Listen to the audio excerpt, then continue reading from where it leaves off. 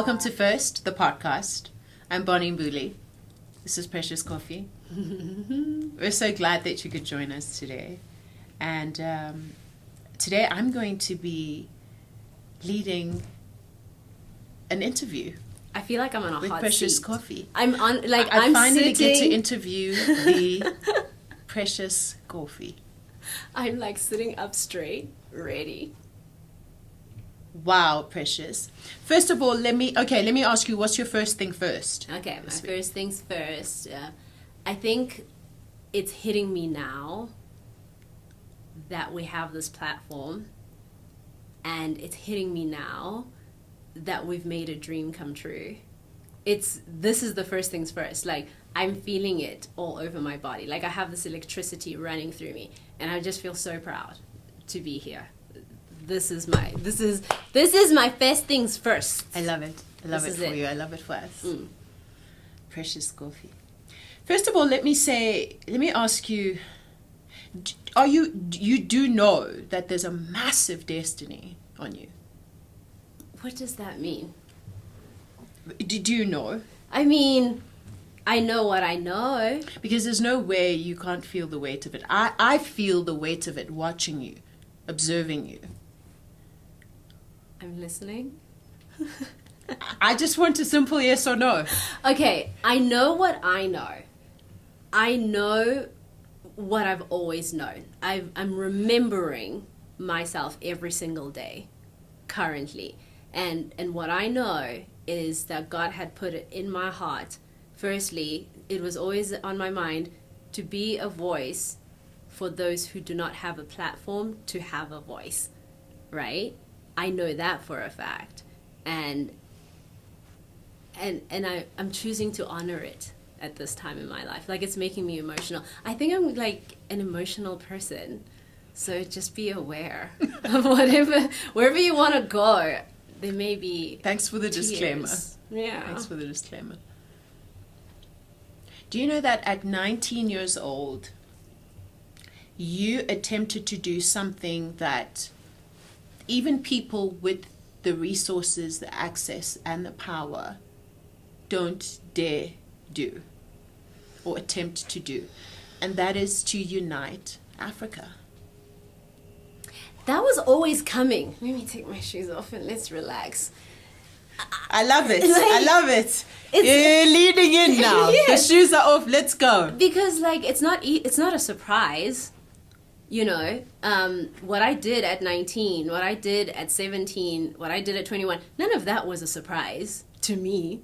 Okay, tell me why. Because I've always known who I am in this world. Okay, so you do know that there is a massive destiny on you. Fine. Got it. Got it out of you. Fine. Didn't take very long, did it? I know. Just a few seconds in. So there I am. I've been in the industry for a while by then. You know, I'm just kind of going with it. I'm a little bit like overwhelmed by this thing of like people being thinking I'm a little absurd and a little odd, interesting and fascinating, but a little like there was a mystique, right? Like who is this she? girl? How did she become like this? I remember that. And I remember seeing you on TV for the first time on Precious Africa. For those of you who don't know, Precious Kofi produced at 19 the first African travel show that was a docu-series that traveled around Africa to the most precarious places, places that were devastated by famine, by war, you interviewed people whose limbs had been torn off by bombs. Like, it was in depth. It was massive. And she produced this show. She also hosted it, and it was called Precious Africa. And I remember seeing you on there and thinking, who is that? What is happening on this TV screen? Really?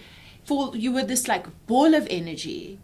You had this wild heart, and it was in your eyes, and it was all in this little tiny body with this massive mane of glorious hair, and you said what you thought, you wore your heart on your sleeve without hesitation, and traveled through Africa like it was no thing. Oh, because it is no thing, isn't it? Do you see? Like, no, but it is. It is a thing. No, it's not. Listen. Okay. Yeah. It's tell not. me. It's not a thing. Teach me. Okay, so this is the thing, right?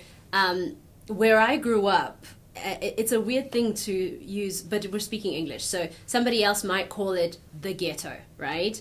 It was the squatter camps. And so this is the way that I grew up. Okay, However, situate us. It was Mandela Park. In Mandela Park. In Hout Bay. Right? Okay, got it. Cape Town, So- South Africa. Bunch of people who were trying to do what they could with what they had. That's basically it. And at that time, things were a little rough. Things were a little tough for a lot of us who were growing up within the space, right? My parents, they had never finished high school. I mean, I don't even think either of my parents finished middle school even. So they're coming from that place. There's a lack of education. There's a lack of opportunities for those without education in South Africa at that time. They've lived through apartheid, and now they're raising children in this new democracy, and it's early on, right? Okay, so now when I say it's not a big deal in the sense of like there I decided to travel Africa, I was producing it myself. Because from the very beginning, this is where it's not a big deal for me. From the very beginning, the main thing for my mom is that we would see places she's never seen, right? Got it. So my parents were like, listen, this is where you're starting now, but this is not where you're going to end, right? And so the big thing was about exposure. And also within our street, in our environment, and my brother was telling me that this is not usual, we had so many different cultures and people, and we had so many people from different African countries. So I was exposed to people from other African countries from a young age, and I was interested, and I was curious, and I wanted to follow that curiosity. Right. Okay. So it's not a thing. So it wasn't a thing for you. It's just a because of your following. exposure. Yes. Okay. Following the curiosity is really what it was. Now, this is in the context of South Africa, where South Africans have a tendency to other themselves in relation to the rest of Africa. They even in language, when they speak about the rest of Africa, they speak about a Africa that is outside of them. As if you're not in Africa. Where South Africa is not a part of that Africa that they're describing.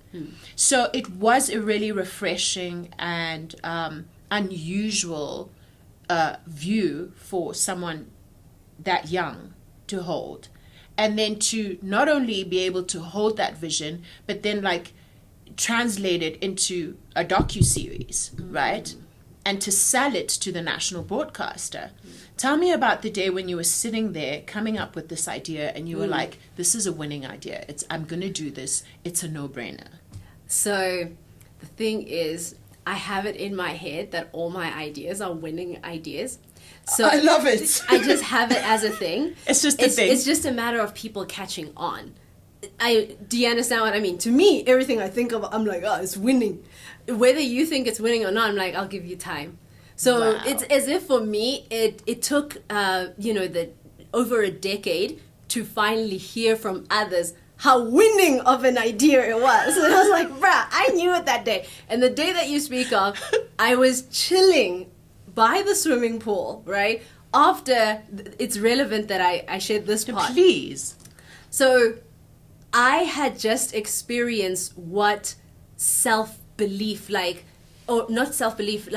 confidence in God's dream for your life, like having confidence in His promises for your life. That's why I was chilling on a random weekday by the pool, living my best life. Why? Because I had chosen to take leaps. I had chosen to move from Cape Town, where I had already produced a TV show. I produced a TV show already. What TV show was that? This was Precious Show. That's what it was called. I had a talk show, and it was called The Precious Show.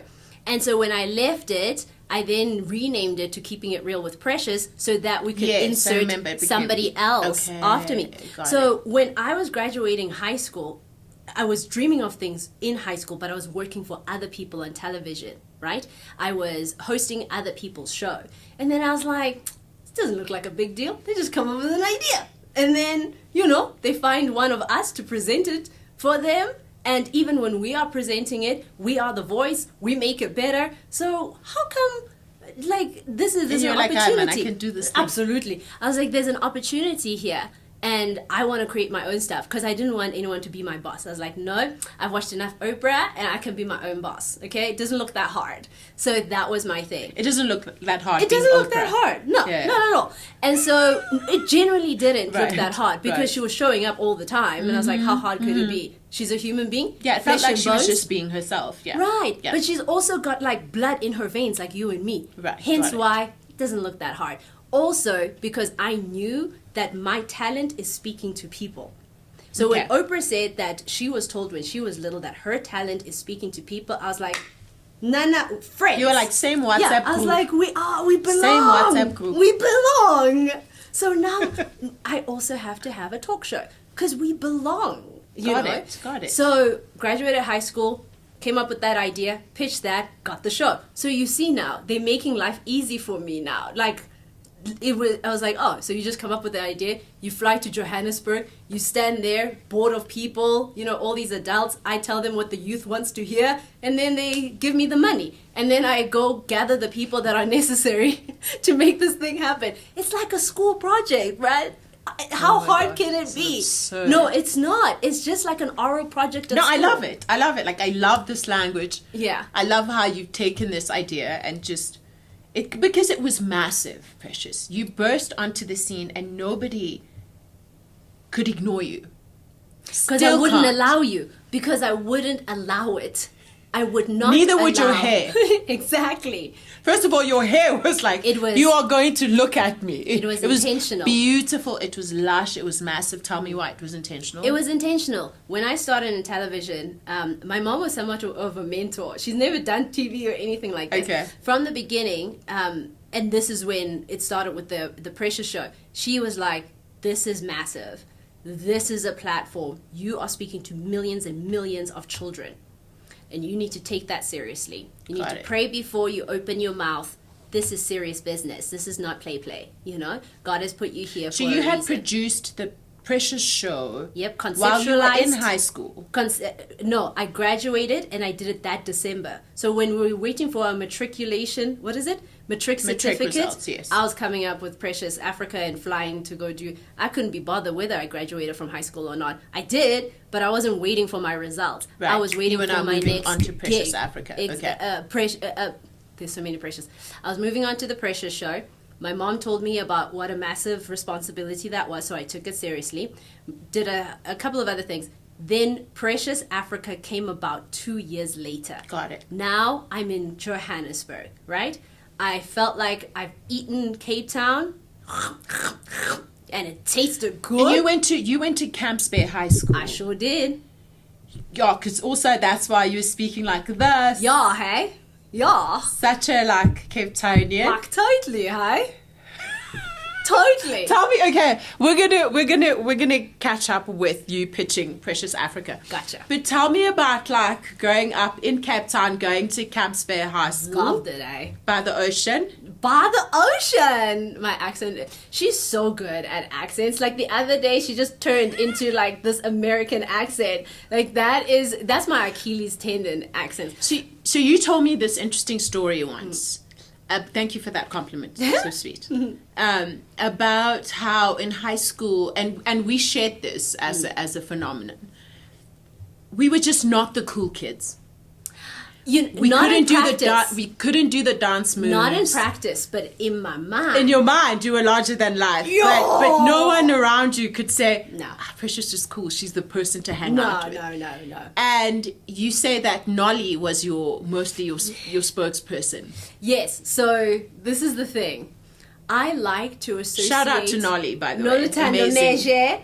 I like to associate myself with who's powerful. Wherever we are in that space. Love it. Right? So love it for me. Exactly. I attach myself to who's powerful and who's moving. Intentionally. I'm not there for who's still and nothing's happening. No. Powerful, how you own your space, how you show up, how people respect you, where you're going. Now I'm going to link arms with you and I'm going to go places with you. So Nadi was that person. In high school, Nadi was powerful. She was already famous. She knew things I didn't. She knew people I didn't. Most importantly, people loved her. So I was like clocking in, right? Like, that's the one. That's the one I'm going to have to become close to, because I don't have those things yet, but I want those things. So I'm going to associate myself with people who have those things. And I also am honest about it. I was like, hey, Nali, because I had my own friendship group, but, you know, we weren't wallflowers, but there was no one like screaming our names. We were just there on the side. So Nolly was in the middle of the mix. So I was like, hey, you, listen, I'm also into TV, you know? And I was like, I think I need a new casting agent. Can you help me? And she was so generous all the time, Nolly. She hooked me up, and I went there and I sat down and I told them, I was like, just give me a month and I'll land you a show. And they were like, okay. They signed me in. Within 2 weeks, I landed a full-time gig on television. Because they were like, no, there isn't much available in Cape Town. I said, not for me, bruh. You don't understand. Those rules don't apply. No rules apply unless I'm the say. exception. I'm always the exception. No Love it. rules apply for me, for my career, where my mentality was at that time. I was like 15, 16. I didn't believe rules applied for me. Because you have to think of what grit, firstly, what guts, what courage it takes for umntana okhulele ematyotyombeni, yabo, ematyotyombeni, umntana oya esikolweni kwindawo apho kukho abelungu abanemali, to say, I see y'all, I see where I am, but I also know where I'm going. Wow. It takes something. So when I sat in that meeting, I held my meetings from when I was 13. So when I sat in that meeting then at 15 and said, give me 30 days and I will land a show right here in Cape Town. You'll see. I'll give you a contract. And they said, here's the dotted line. Do you see? So I believed it. I believed it and I did it every single time. Every single time. Every time. It's just... Do you see? Do y'all see? Every time. But ifikile lanto. Ifiki. Every time. It's like a lightsaber. Without It goes fail. Every single time. Yeah. So, let's segue into Joburg. You're in Joburg. You're at the SABC. You're pitching this show. Who's in the room? Oh my gosh. Commissioning editors, people from marketing, people from finance. So we're talking about up to 10 adults. Of course. Okay. Of course. What's happening under the table? My foot is shaking like this. Under the table. Here. Chilling. Under the table, my foot is doing other things. It's like this. Right. Yeah. You tell them, hey, this is the idea. It's a docu-series. I'm going to travel from country to country in Africa. I'm going to interview people. Each person that I interview is going to be a character in the episode. It's an hour-long episode. I can do it. Give me the money.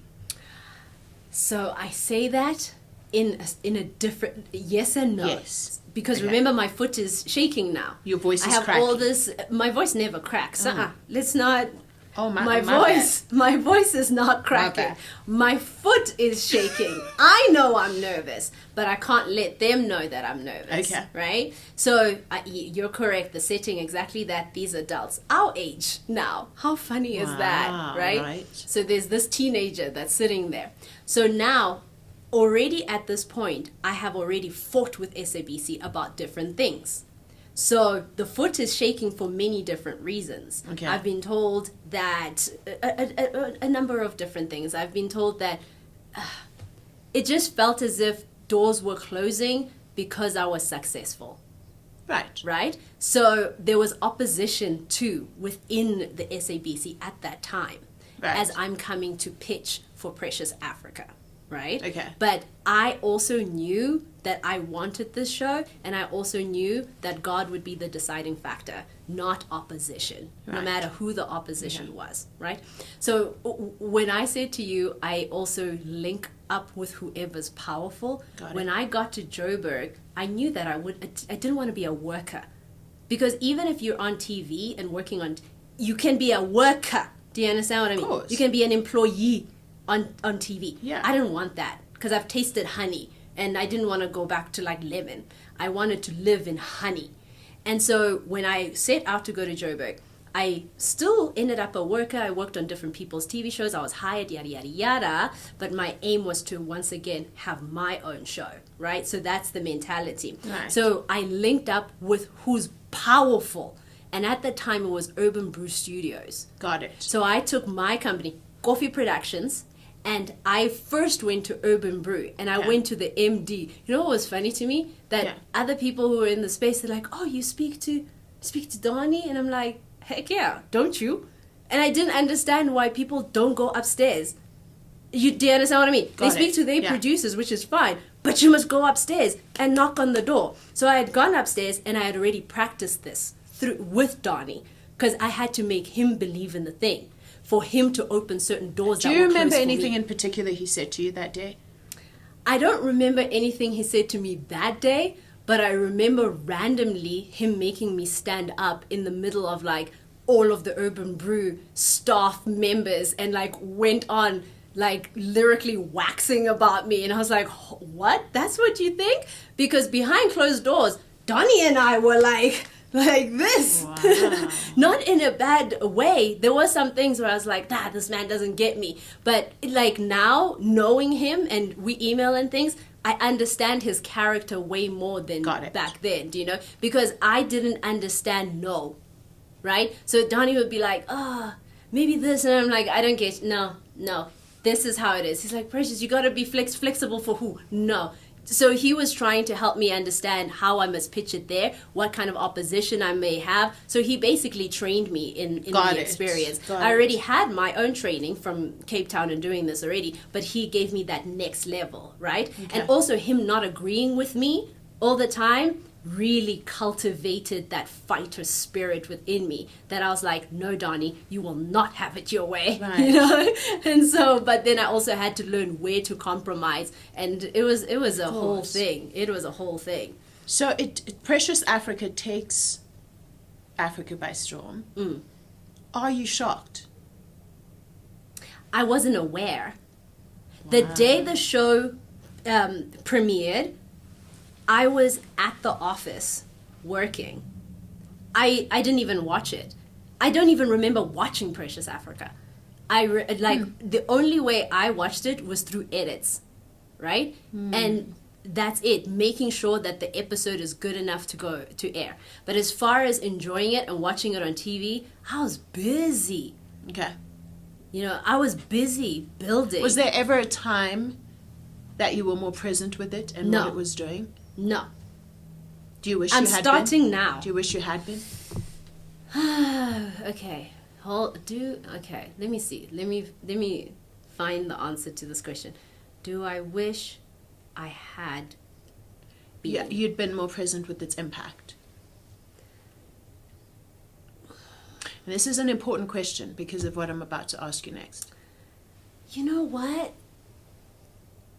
I didn't give it time. I don't even know when I would have been present with it. Because I immediately rolled over to the very next thing. Because my thing is, and a friend of mine back at that time used to joke about how many jobs do you actually have? Like, how many things are you juggling? There's so many. My thing is, I didn't want poverty. I didn't want to be poor. So in some ways you were a fugitive of some beliefs. Of course I was. Right. And if you hadn't been, do you think you would have been more present with it? Because now you're more present with what it was. Yeah, because... And this is years later. Yes. But also recognize what those years and also being where I am now, it allows for reflection. It allows for calm. See, when you have nothing, right? I knew that if I don't make things happen in my life, there is no future for me. The future for me was Ilokshini, like, and there's different kinds of Ilokishi. You know, there's Soweto, which is, to me, parts of it are suburb. But the Lokishi that I am talking about. So if I didn't push, my parents did not have the money to support me if I didn't push. So I needed to push. I knew from when I was 9 or 10 years old that if I want something different for my life, no one is going to give it to me.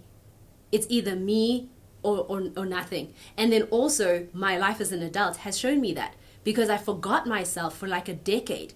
And which brings me to the next thing. And the reason why I was hopping on about, were you present with what it was, with its impact, with what it meant for South Africa and your trajectory? Because you then walked away from it. All of it. Do you see? So now tell me about that. You're going. Nobody's coming for me. I have to build this. Yes. You build it, and then you throw it away. Throw it away. Because I feel like now in hindsight, you didn't throw it away. You chose something else. But in Perhaps that moment... I did. Okay, then let's go there. Did you throw it away? Why was it so easy for you to throw it away? Because it was heavy. And I was exhausted. I was simply tired. It wasn't the show. It wasn't so much the career. It was the effort, the trying, and the fact that I was always looking for the next thing. I didn't take the time to be like, oh my gosh, God has literally carried me through everything and I will still be fine. Wow. I was always... So you were already exhausted. Oh my gosh. If you've been working for a decade and you're 21 years old, not just working for a decade, at high level excellence for a decade. Oh, for sure.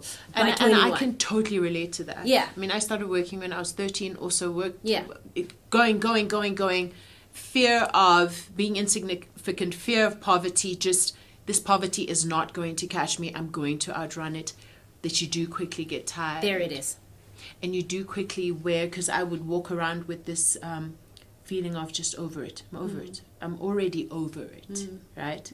It's interesting. Anyway, so you walk away from it, you meet a man, you marry him, you move to Colorado. Exactly what I asked for.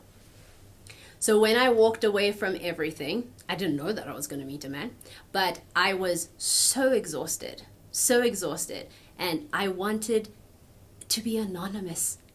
I wanted to go to school. Wow. I wanted to have the experience of a child. Do you know? If we can call a 21-year-old a child.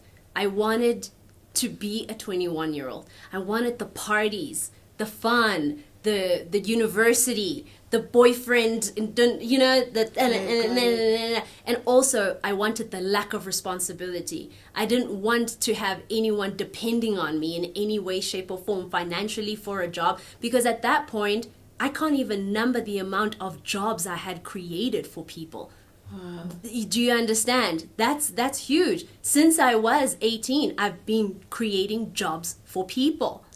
Wow. And so now it got to a point where I was exhausted because I also didn't trust that I could continue at this rate, at this level. And I didn't want to fail anybody else. And I felt like I had failed myself. So I didn't want any part of anything anymore, because most importantly, I was fatigued. Deeply fatigued, and I wanted to be taken care of. I didn't want to worry or think about money or make the money. I didn't want to make the money anymore. I wanted somebody else. I wanted someone to save me and take care of me.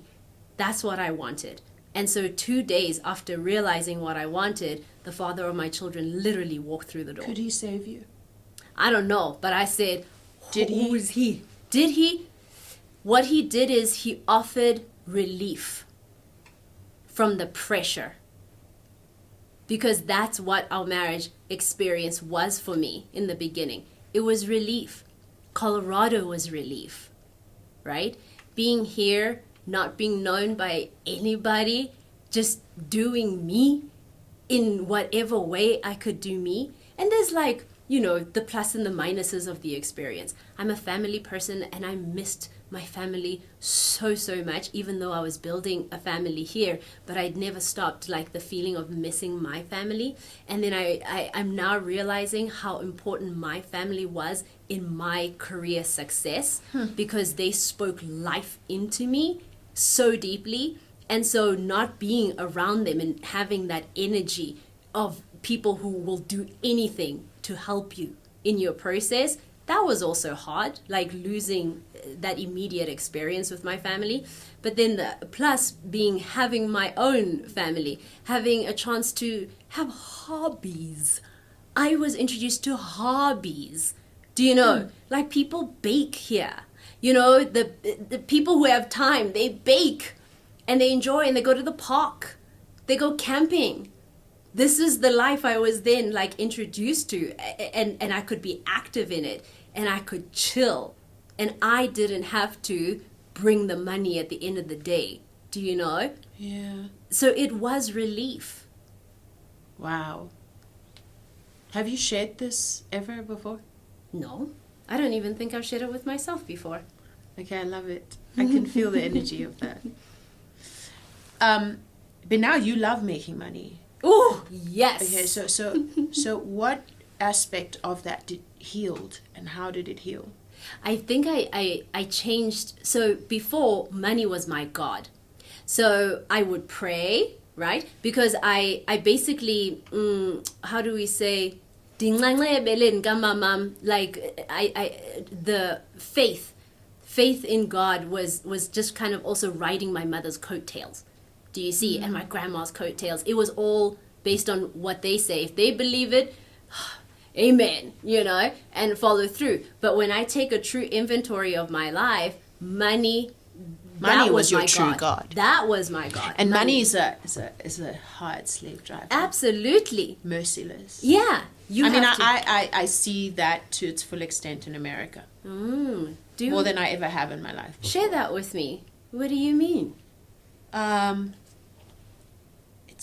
So just the whole phenomenon of money makes the world go round. I've never really chased money.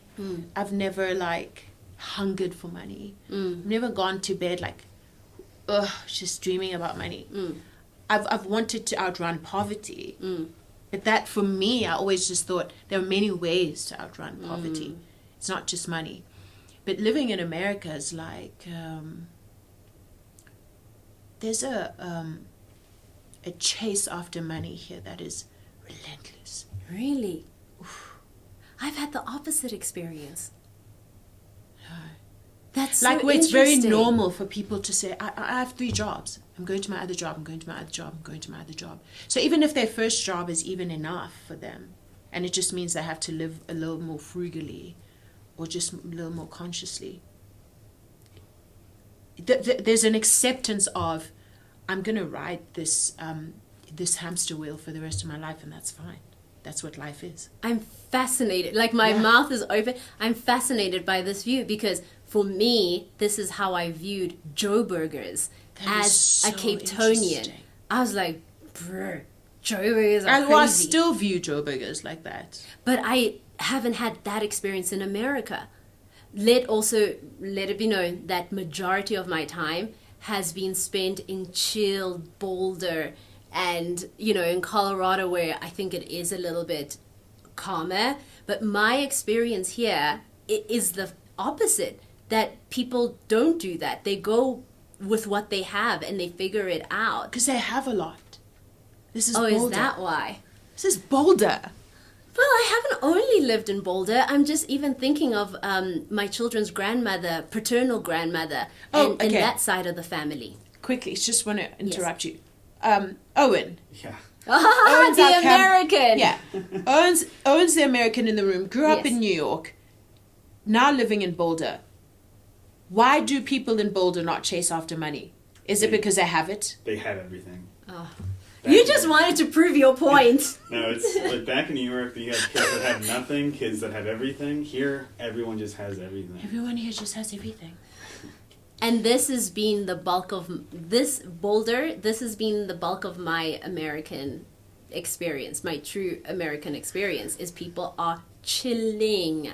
They're paddleboarding. They work too, but there's a balance. You see, so that's what I'm saying.